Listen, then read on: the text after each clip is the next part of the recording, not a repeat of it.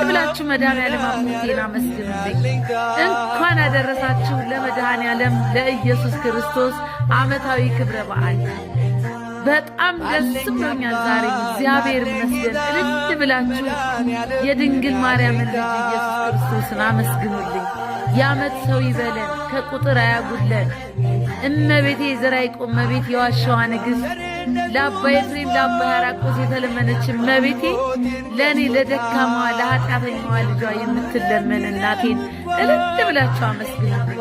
ይኸው ዛሬ እንግዲህ መድኃኔዓለም ኢየሱስ ክርስቶስ በዓመቱ እግዚአብሔር ይመስገን ወደ 81 አገልግል ነው የሰራሁት። እግዚአብሔር ይመስገን 81 አገልግል።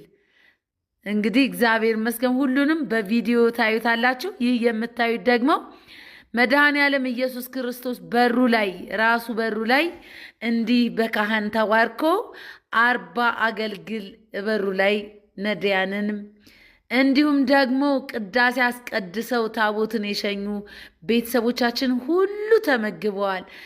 ያዘከራቸው አዘካሪዎች ዝክር ምስክር ያደርግላችሁ መድኃኔዓለም አባቴ ዝክራችሁን ይቀበላችሁ።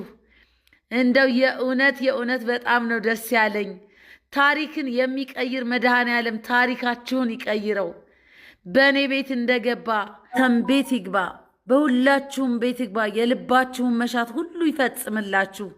እመቤቴ በቃና ዘገሊላ ከነ ልጇ እንደተገኘችው በእናንተም ቤት ትገኝ።